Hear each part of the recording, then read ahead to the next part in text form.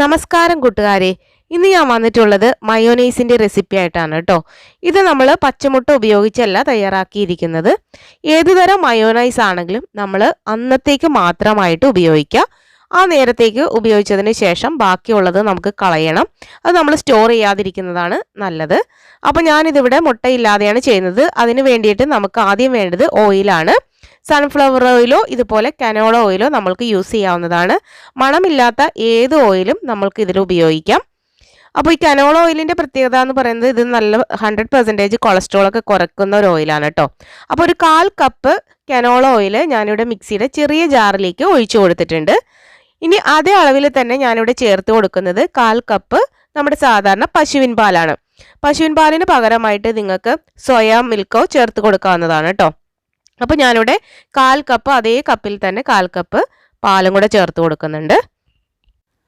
ആദ്യം 1 minute low സ്പീഡിൽ അടിക്കുക, പിന്നെ നമുക്കൊരു 2 മിനിറ്റ് ഹൈ സ്പീഡിൽ അടിച്ചെടുക്കാം. ഇപ്പോൾ ഇതൊരു തിക്കായിട്ടുള്ളൊരു ചെറിയ കൺസിസ്റ്റൻസി വന്നിട്ടുണ്ട്. ഇനി നമുക്ക് ഇതിലേക്ക് കുറച്ച് കാര്യങ്ങളൊക്കെ ചേർത്ത് കൊടുക്കാം. അതിനായിട്ട് ആദ്യം വേണ്ടത് കടുകാണ് കേട്ടോ. കടുകിൻ്റെ പൊടി നമ്മൾക്ക് പൊടിച്ചെടുക്കണം.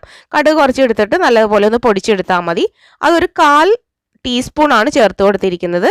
അപ്പോൾ അത് നന്നായിട്ട് പൊടിച്ചിട്ട് ചേർത്ത് കൊടുക്കാം. അതുപോലെ തന്നെ ഒരു 1/4 ടീസ്പൂൺ ഉപ്പ് ചേർത്ത് കൊടുക്കാം. 1/2 ടീസ്പൂൺ പഞ്ചസാര ചേർത്ത് കൊടുക്കാം.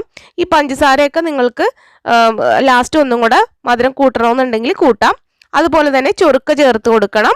ചൊറുക്ക ചേർത്ത് കൊടുക്കുന്നത് 1 ടീസ്പൂണാണ്. അതിനുശേഷം ഇത് നമുക്ക് നല്ലതുപോലെ ഒന്ന് അടിച്ചെടുത്ത് കൊണ്ടുവരാം. ഇത് നല്ലതുപോലെ അടിച്ചെടുത്ത് കൊണ്ടുവന്നിട്ടുണ്ട്. ഇനി നമുക്കൊന്ന് ടേസ്റ്റ് ചെയ്ത് നോക്കാം. ഈ സമയത്ത് പഞ്ചസാരയോ അല്ലെങ്കിൽ വിനെഗറോ ഒക്കെ കുറവാണെങ്കിൽ നമുക്ക് ചേർത്ത് കൊടുക്കാവുന്നതാണ് കേട്ടോ. അപ്പോൾ ഞാനിപ്പോൾ ടേസ്റ്റ് ചെയ്ത് നോക്കിക്കഴിഞ്ഞപ്പോൾ ഇതിൽ കുറച്ച് വിനെഗറും അതുപോലെ തന്നെ കുറച്ച് പഞ്ചസാരയും കൂടി ഉണ്ടായാൽ കുറച്ചും കൂടി ടേസ്റ്റ് ആയിരിക്കും എന്ന് തോന്നി. അപ്പം ഞാനിവിടെ ഒരു 1/2 ടീസ്പൂൺ പഞ്ചസാരയും കൂടെ ചേർത്ത് കൊടുക്കുന്നുണ്ട്. അതുപോലെ 1/2 ടീസ്പൂൺ ചൊറുക്കയാണ് കേട്ടോ ചേർത്ത് കൊടുക്കുന്നത്. ആദ്യം നമ്മൾ 1 ടീസ്പൂൺ ചേർത്ത് കൊടുത്തു, വീണ്ടും 1/2 ടീസ്പൂണാണ് ചേർത്ത് കൊടുക്കുന്നത്. അപ്പം നമുക്ക് 1/2 ടീസ്പൂണും കൂടെ ഒഴിച്ചു കൊടുത്തിട്ട് നമുക്കൊന്ന് മിക്സിയിൽ അടിച്ചെടുത്തിട്ട് വരാം. മിക്സിയിൽ അടിക്കുമ്പോൾ നമ്മൾ ലെഫ്റ്റിലേക്ക് വിപ്പെന്നോ അല്ലെങ്കിൽ പൾസെന്നോ എഴുതിയിരിക്കുന്ന ആ ഭാഗത്തേക്ക് സ്ലോ ആയിട്ട് അടിച്ച് എടുക്കാം. അല്ലെങ്കിൽ നമുക്ക് ജസ്റ്റ് ഒന്ന് ലോ സ്പീഡിൽ തന്നെ അടിച്ചെടുത്താലും മതി. അപ്പം ഇവിടെ കറക്റ്റായിട്ട് കിട്ടിയിട്ടുണ്ട്.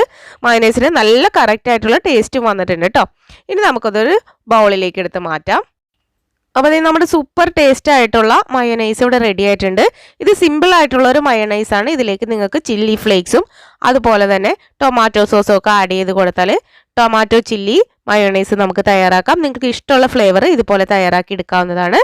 അപ്പോൾ ഇതുപോലെയുള്ള വീഡിയോകൾക്കായിട്ട് ഈ ചാനൽ നിങ്ങൾക്ക് ഇഷ്ടമായെങ്കിൽ ഒന്ന് സബ്സ്ക്രൈബ് ചെയ്ത് സപ്പോർട്ട് ചെയ്യുക. ഒപ്പം തന്നെ തൊട്ടടുത്തുള്ള ബെല്ലൈക്കൺ എനേബിൾ ചെയ്യാൻ മറക്കരുതേ. അപ്പോൾ നമുക്ക് പുതിയൊരു എപ്പിസോഡിൽ പുതിയൊരു വീഡിയോയുമായി വീണ്ടും കണ്ടുമുട്ടാം. Okay, thank you, by.